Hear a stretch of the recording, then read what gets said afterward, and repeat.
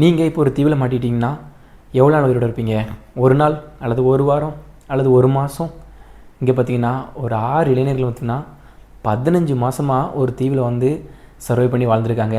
ஆனால் அவங்க எடுத்த ஒரு சின்ன தப்பான டிசிஷன் இவங்களை வந்து இந்தளவில் வாழ்க்கையில் கஷ்டப்பட வச்சுருக்கு. ஆனால் இன்றைக்கி உலகமே அதிசயமாக அவங்கள பற்றி பேசுகிற அளவுக்கும் அதுதான் வந்து கொண்டு வந்திருக்கு அவங்கள.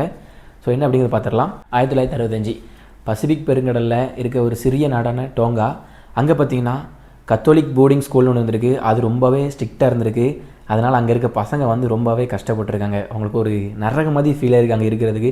ஸோ அங்கேருந்து தப்பிக்கணும் அப்படின்னு சொல்லிட்டு ஒரு 6 இளைஞர்கள் வந்து பிளான் போட்டாங்க. பிளான் போட்டு என்ன பண்ணாங்க அப்படி பார்த்திங்கன்னா, ஒரு போட்டை எடுத்துகிட்டு, அதாவது இந்த பாய்மர கப்பல் இருக்குல்ல, அதை வந்து எடுத்துகிட்டு வந்து அவங்க கடலுக்குள்ளே போயிட்டாங்க.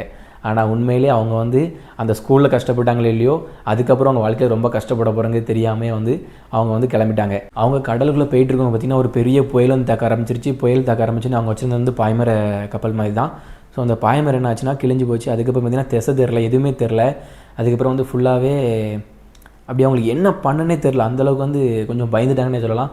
அதுக்கப்புறம் என்னாச்சு அப்படின்னா 8 நாட்கள் சாப்பாடு இல்லை, தண்ணி இல்லை, எதுவுமே இல்லை. அந்த கப்பல்லே அப்படி மிதந்துக்கிட்டே இருந்திருக்காங்க. அந்த போட்டில், ஃபிஷிங் போட்லேயே மிதந்துட்டு இருந்திருக்காங்க. ஸோ அதுக்கப்புறம் பார்த்திங்கன்னா அவங்க போன இடம் ஒன்று வந்து வேறு. ஆனால் பட் வந்து அவங்கள வந்து அந்த கடல் வந்து ஒரு தீவில் வந்து மறுபடியும் வந்து அடித்து கொண்டாங்க போய் சேர்த்துட்டு, அந்த தீவில் பார்த்திங்கன்னா எதுவுமே கிடையாது, மனித நடமாட்டங்கள் எதுவுமே கிடையாது, ஒன்றுமே கிடையாது. ஸோ அவங்க வந்து பார்த்திங்கன்னா எப்படி தான் வாழ அப்படிங்கிறது தெரியாமல் ரொம்ப கஷ்டப்பட்டுருந்தாங்க. கொஞ்ச நாள் பார்த்திங்கன்னா அங்கே வந்து என்ன சொல்கிறது, மீனில் வந்து பச்சையாக பிடிச்சி அப்படியே வந்து சாப்பிட்றது. அதுக்கப்புறம் வந்து அங்கே இருக்க பறவைகள் அதெல்லாமே வந்து வேட்டையாடி சாப்பிட்டுட்டு ஸோ அப்படி தான் இருந்திருக்காங்க. அதுக்கப்புறம் பார்த்திங்கன்னா கொஞ்சம் தூரம் அந்த மலை இருக்கும்ல, அந்த மலையில் வந்து பார்த்திங்கன்னா அப்படியே கொஞ்சம் மேலே ஏறி போயிருக்காங்க. மேலே ஏறி போய் பார்த்திங்கன்னா அங்கே வந்து அவங்களுக்கு வந்து ஒரு பெரிய ஆச்சரியம் அப்படின்னு சொல்லலாம். ஏன்னா அங்கே வந்து பழைய காலத்தில் ஒரு சின்ன கிராமம் வந்துருக்கு. அது வந்து அழிஞ்சு போன கிராமம்.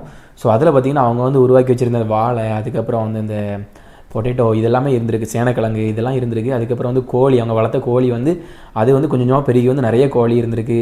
அதுக்கப்புறம் வந்து மழைநீர் சேகரிப்பு திட்டம் அதெல்லாம் இருந்திருக்கு அவங்கக்கிட்ட. ஸோ அதனால் என்ன பண்ணுறாங்கன்னு பார்த்தீங்கன்னா, இப்போ வந்து இங்கே கொஞ்ச நாள் இருக்கலாம் அப்படிங்க அவங்க பிளான் பண்ணிட்டாங்க. ஸோ என்ன பண்ணிட்டாங்க அப்படின்னா, அவங்க வந்து தனியாக யாருமே பிரிஞ்சு போகல. மொத்தம் 6 பேரில் என்ன பண்ணாங்க, 2 பேர் ஒரு டீமு, மொத்தம் 3 டீம். ஒரு டீம் என்ன பண்ணுன்னா தண்ணியை வந்து சேமித்து வைக்கிறது, அப்புறம் வந்து தேடி கொண்டு வரது எல்லாமே வந்து தண்ணிக்கு வந்து எல்லாமே 2 பேர் வந்து பொறுப்பேற்றுக்கிட்டாங்க. அதுக்கப்புறம் 2 பேர் என்ன பண்ணாங்க அப்படின்னா, சாப்பாட்டுக்கு வந்து கொண்டு வர்றதுக்காக வந்து அவங்க 2 பேர் வந்து சாப்பாடு தேடி போகிறது, காட்டுக்குள்ளே போயிட்டு கொண்டு வர்றது, அது எல்லாமே அவங்களோட வேலை. அதுக்கப்புறம் 2 பேர் பண்ணாங்கன்னா நெருப்பு பற்ற வச்சுருக்காங்க. ஸோ நெருப்பை வந்து அணையாமல் பாதுகாத்துருக்காங்க. 1 இல்லை 2 இல்லை, கிட்டத்தட்ட 15 மாதம் அந்த நெருப்பை வந்து அணைய விடலை. அதுதான் அவங்க உயிர் வாழறதுக்கு ஒரு முக்கியமானதாக இருந்திருக்கும்னு நான் நினைக்கிறேன். அந்த 15 மாதமும் அந்த நெருப்பை வந்து பாதுகாத்துட்டு இருந்திருக்காங்க. ஸோ யாருமே இல்லைனாலும் டப்புன்னு அந்த நெருப்பு பக்கத்தில் 2 பேர் இருப்பாங்க எப்போவுமே.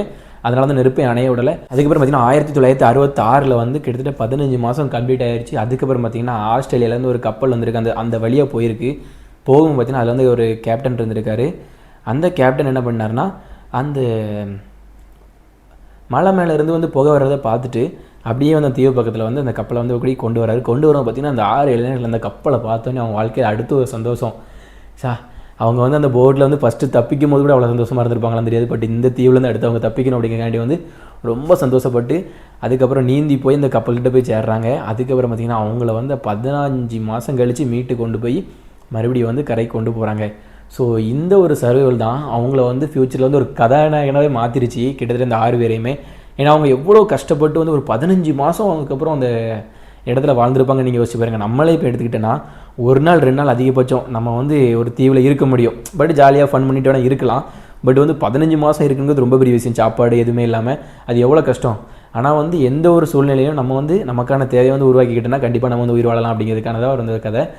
ஒரு இந்த மாதிரி ஒரு இன்ட்ரெஸ்டிங்கான கதைலாம் வேணும் அப்படின்னா மறக்காமல் நம்ம சேனலை சப்ஸ்கிரைப் பண்ணியிருக்கேன்.